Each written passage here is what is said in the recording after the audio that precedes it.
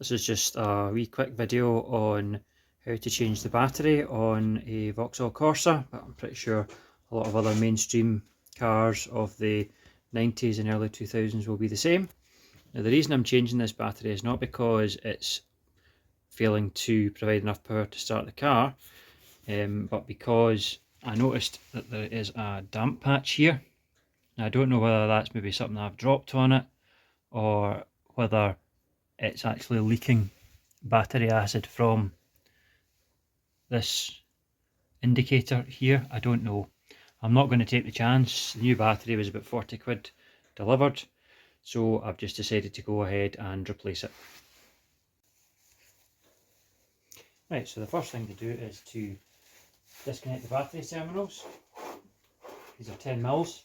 And the thing to be careful with is don't, whatever you do when you're undoing this, for example, let the spanner touch across the terminals, because you'll give yourself a nasty shock and you might also damage the electrics in the car. Be very careful. Make sure as well that you've got things handy like the radio code if you have one. Because when you disconnect the battery, you'll need to re-enter that when you put the new battery in and get back into the car. So let's get the two terminals off first. One there, get them far out of the way as you can.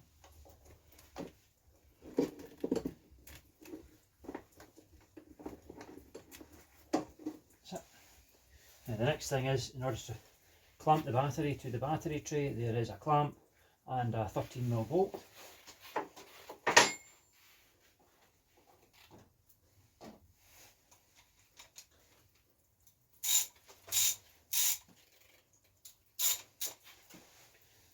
It's quite a wee way down here.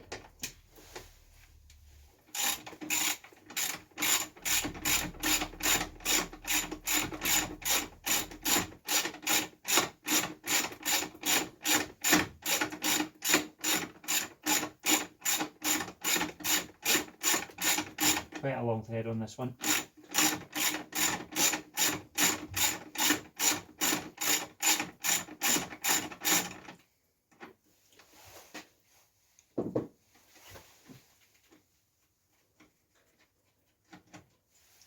Just be careful you don't lose it.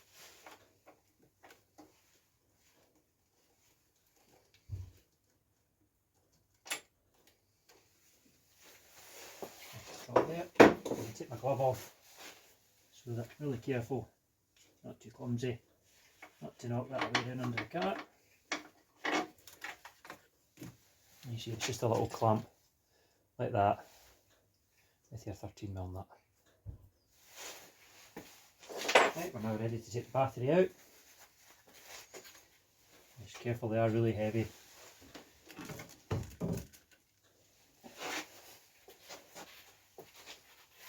Right, you can go in the bin pile.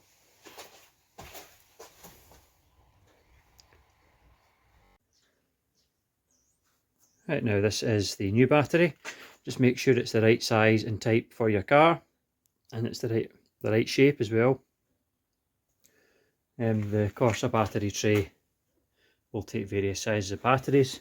This is one of the smaller ones, bearing in mind it's only a 1 litre engine, so it doesn't need much power to start. So you'll see here the indicator window, this one's a bit cloudy. That should be green. It's looking a bit cloudy, but it's green. So what it says here is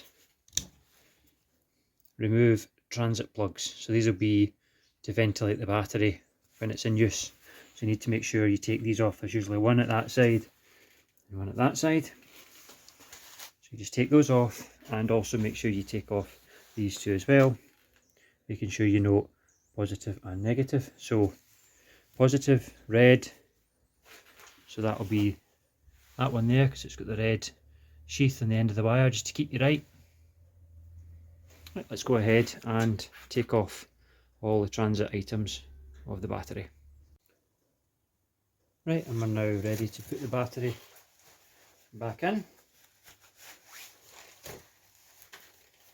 Just take care of your wires when you're putting it back in. They are pretty robust, but just make sure that they're not trapped or kinked or touching anything that they shouldn't be. It's pretty hard to go wrong.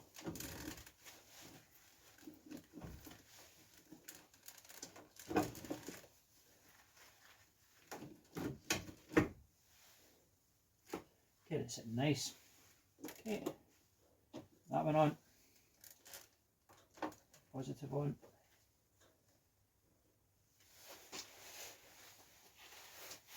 Before we tighten them up, we'll put the clamp back on. So that just sits on the edge of the battery with a little ledge, and it just keeps it nice and safe. Your car will fail its MOT if the battery is not properly secured.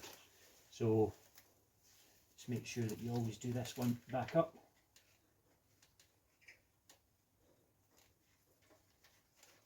And it's nice and secure. Batteries are pretty heavy, so you want to make sure that they're nice and secure.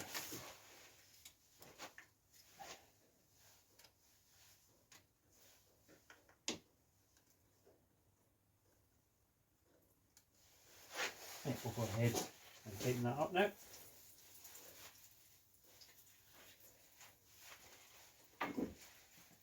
A lot of water running off my garage door because there's snow on the roof, melting fast in the February sunshine. Again, just careful, don't touch the terminals, anything metal, or bridge them.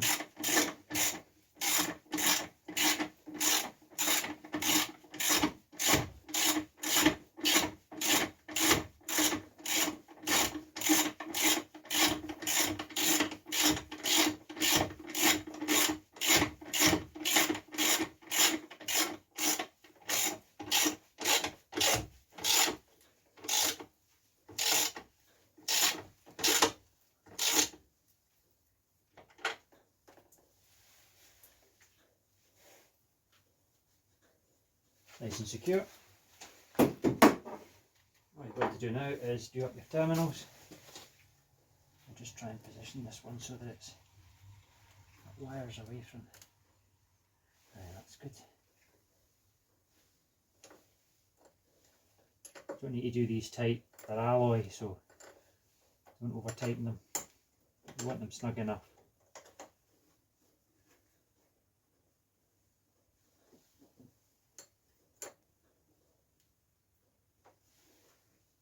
Of it. Last one.